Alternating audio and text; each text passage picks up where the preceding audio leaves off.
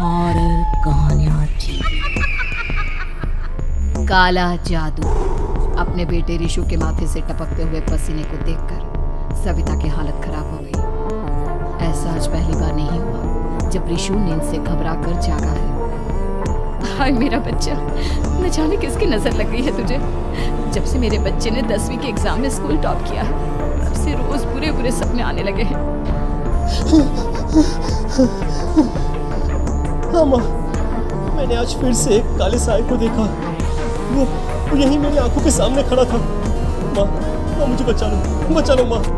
वो मुझसे कह रहा था कि मुझसे बदला लेगा। माँ कहीं ये प्रशांत। चुप कर, कैसी बात कर रहा है? दोबारा उसका नाम मत लेना। मुझे पता है उस प्रशांत ने आत्महत्या करी, तो बार बार उसका नाम मत लिया कर। मम्मी, क्या सच में प्रशांत ने आत्महत्या की थी? चुप कर, बहुत सवाल पूछता है आजकल। और फिर रात को सविता के पूरे घर में एक अजीब सा काला धुआं छाने लगा। गहरी नींद में सोई सविता की जैसे ही आंख खुली उसका दम घुटने लगा। वो दौड़कर ऋषु के रूम की तरफ गई जहां उसके दरवाजे पर घूमती एक काली परछाई थी। वो बुरी तरह से घबरा गई। कौन है वो? कौन है? सामने आओ। ये तुम्हारी काली करतूत। और अब मैं तुम्हारे बेटे को ले जाने आया हूँ। नहीं, मेरे बच्चे को छोड़ दो प्लीज। मेरे ऋषु को कुछ मत करना। वो परछाई ऋषु के कमरे में घुस जाती है। सविता भी उसके पीछे पीछे दौड़ कर जाती है और देखती है कि अब वो साया साफ नजर आ रहा है। वो सर से पैर तक खून में सना हुआ था और उसके शरीर के सारे अंग कटे फटे हैं। क्या चाहिए तुम्हें? तुम जो बोलोगे मैं करूंगी, लेकिन मेरे ऋषु को छोड़ दो। उस परछाई ने ऋषु को गर्दन से पकड़कर दीवार के सहारे हवा में उछाल दिया। ऋषु जोर जोर से चिल्लाने लगा। माँ बचाओ मुझे, बचा लो माँ ये मुझे मार डालेगा। माँ मुझे बचा लो माँ। नहीं, ऐसा मत करो। मुझे मार दो लेकिन मेरे बच्चे को छोड़ दो। मैं तुम्हारे आगे हाथ जोड़ती हूँ। वो परछाई ऋषु को जमीन पर गिरा देती है और अचानक वहां से गायब हो जाती है। ऋषु, मेरा बच्चा, तू ठीक तो है ना? कुछ बोल बेटा, क्या हुआ है तुझे? मैं ठीक हूँ माँ। क्या हुआ था यहाँ पर? कुछ नहीं बेटा, कुछ नहीं। तू परेशान मत हो। हम कल ही गांव के बाहर जो तांत्रिक महाराज रहते हैं उनके पास चलेंगे। ठीक है माँ, हम जल्द ही उनके पास चलेंगे। मुझे बहुत डर लग रहा है माँ। ये बार बार मुझे डरावने सपने आना, ये सब हमारे साथ क्यों हो रहा है माँ?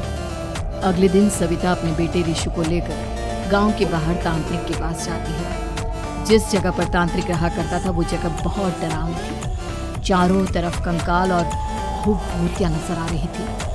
गांव से दूर वीराने में उस जगह पर जोर से आंधी चल रही थी। ऋषु ने डर कर अपनी माँ का हाथ पकड़ लिया। माँ मुझे बहुत डर लग रहा है। ये कैसी जगह है? देख बेटा, हमारे साथ जो कुछ भी हो रहा है उसका इलाज सिर्फ और सिर्फ ये तांत्रिक महाराज ही बता सकते हैं। अब यही है जो हमें प्रॉब्लम से बाहर निकाल सकते हैं। जैसे ही सविता और ऋषु तांत्रिक की झोपड़ी के अंदर पहुंचे, वहां का नजारा देखकर उनकी आंखें फटी की फटी रह गई। तांत्रिक की झोपड़ी के अंदर कई सारे लोग अपनी गर्दन घुमा घुमा कर जोर जोर से चीख रहे थे। कौन हो तुम और यहाँ क्यों आई हो? महाराज, मेरे बेटे को कुछ दिनों से एक डरावनी काली परछाई नजर आ गई और कल रात उसने मेरे बेटे पर हमला भी कर दिया।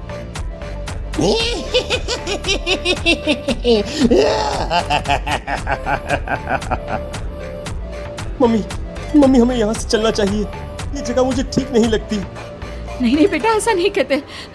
रुक जाओ, 2 मिनट के लिए रुक जाओ। क्या कहा? काली परछाई? तुम्हारे बेटे पर किसी काली परछाई ने हमला किया? हाँ महाराज, वो कह रही थी कि वो मेरे बेटे को कुछ कर देगी। कोई उपाय बताइए महाराज, मेरे बेटे के साथ कुछ गलत नहीं होना चाहिए। तुमने किसी दूसरे के साथ गलत किया है तो तुम्हारे साथ भी गलत होकर ही रहेगा। तुमने किसी की जान ली है, किसी को मार डाला है तुमने। नहीं महाराज, मैंने ऐसा कुछ नहीं किया। मैंने किसी की जान नहीं ली। मुझे कोई उपाय बताइए। लगता है तुम इतनी आसानी से नहीं मानोगी। मैं तुम्हें अभी उस काली परछाई से मिलवा देता हूँ और वही सारा सच तुम्हारे सामने लेकर आएगा। सविता और ऋषु ने डर के मारे अपनी आंखें बंद कर ली। तभी अचानक तांत्रिक की झोपड़ी में अजीबोगरीब आवाजें गूंजने लगी। सविता और ऋषु बुरी तरह से कांप रहे थे। आंखें खोलो और अपने सामने देखो। क्या यही है वो जिससे तुम कल रात को मिली थी? बताओ मुझे। हाँ, इसने कल रात मेरे बेटे के ऊपर हमला किया था। ये उसी लड़के की भटकती हुई आत्मा है जिसे कुछ दिन पहले तुमने मार डाला था। मम्मी ये महाराज क्या कह रहे हैं? क्या सच में आपने किसी की जान ली है? किसी को मार डाला है? अगर हाँ तो बताइए ना मम्मी, किसको मारा है आपने? किसको? तुम्हारी माँ इतनी आसानी से सच नहीं बताएगी बेटा। इसने एक बच्चे की जान ली है। कहीं उसका नाम प्रशांत तो नहीं महाराज? वो मेरा दोस्त है, मेरा मतलब मेरा पड़ोसी है। सही पहचाना। देखा सविता, तुम्हारा खुद का बेटा भी जानता है कि तुमने किसी के प्राणों की बलि चढ़ा दी और इसीलिए अब उसकी बुरी आत्मा तुम्हारे घर में भटकती है। मुझे माफ कर दीजिए महाराज, मुझसे बहुत बड़ी गलती हो गई। प्रशांत हमारे पड़ोसी का बेटा था। हर बार उसके नंबर मेरे बेटे से ज्यादा आते थे और इसलिए मैंने उसके कमरे के बाहर काला जादू किया था, पर मुझे नहीं पता था कि वो मर जाएगा। तुम्हारे उसी काले जादू वाली गुड़िया के अंदर एक बुरी आत्मा थी जिसने उस बच्चे के दिमाग पर बुरा असर कर दिया और उसी की वजह से उस लड़के ने अपनी बालकनी से कूदकर आत्महत्या कर ली। इसकी वजह सिर्फ और सिर्फ तुम हो, तुम। नहीं महाराज, जो कुछ भी हुआ मुझे नहीं पता था कि प्रशांत अपनी जान दे देगा। प्रशांत की आत्मा इस वक्त तुम्हारे सामने खड़ी है, हमसे बात करना चाहती है। बोलो क्या कहना चाहते हो?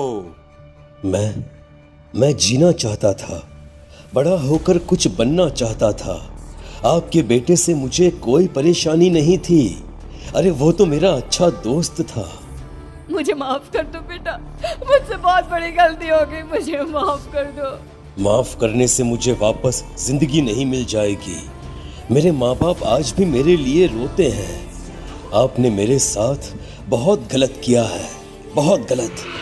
और तभी अचानक प्रशांत की आत्मा वहां से गायब हो जाती है। सविता जोर जोर से रोने लगती है। सुन लिया तुमने? ये तुम्हारे अपने ही किए हुए पाप हैं जो इस तरह से तुम्हारे सामने आ रहे हैं। माँ, ये आपने अच्छा नहीं किया। सिर्फ 10th बोर्ड के एग्जाम में मैं टॉप कर पाऊं, इसलिए आपने मेरे दोस्त के ऊपर काला जादू कर दिया। नहीं मम्मी नहीं, अब हम कभी खुश नहीं रह पाएंगे, कभी नहीं। मेरे दोस्त की आत्मा को कभी शांति नहीं मिलेगी मम्मी, कभी नहीं। लेकिन मैंने जो कुछ भी किया सिर्फ तुम्हारे लिए किया। वो लड़का हमेशा फर्स्ट पोजीशन पर आ जाता था और इस वजह से हमेशा तुम्हारे मार्क्स कम पड़ते थे। मैंने तो सिर्फ उस पर एक छोटा सा काला जादू किया था बेटा। मुझे क्या पता था कि उसका ये नतीजा निकलेगा। जिस गुड़िया को तुमने उस लड़के के कमरे के दरवाजे पर लगाया था, दरअसल उसके अंदर एक बुरी आत्मा का प्रवेश हो गया था, जैसा कि अक्सर काला जादू करते समय हो जाता है। मुझे अपनी गलती का एहसास हो गया है, मैं प्रायश्चित करना चाहती हूँ। आप बताइए मैं क्या करूँ? प्रशांत के घर जाकर उस काली गुड़िया को वहां से निकालकर यहाँ लेकर आओ।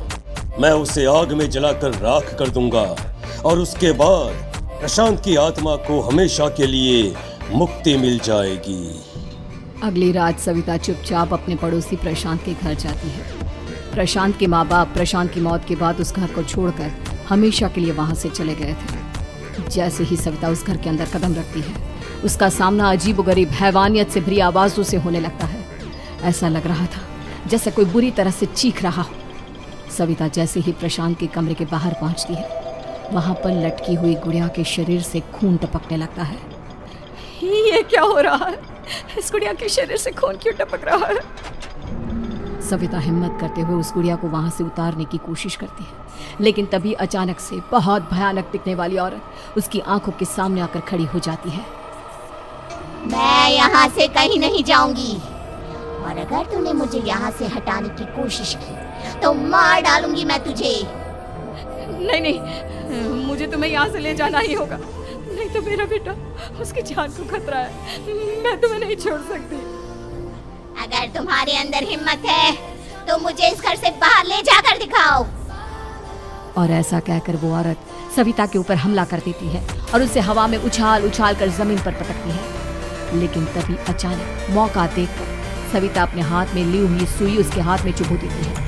हाथ में सुई लगते ही वो औरत जमीन पर तड़पने लगती है। ये क्या किया तूने? ये क्या कर दिया? तुझे ऐसा नहीं करना चाहिए था। तांत्रिक ने मुझे कहा था कि तुझसे जीतने का सिर्फ यही एक तरीका है जिससे मैं अपने पापों का प्रायश्चित कर सकती हूँ और अपने बेटे की जान बचा सकती हूँ। और उसके बाद वो डरावनी दिखने वाली औरत एक छोटी सी जादुई गुड़िया में तब्दील हो गई और सविता ने उसे ले जाकर तांत्रिक को दे दिया। तांत्रिक ने जादुई गुड़िया को आग के हवाले कर दिया।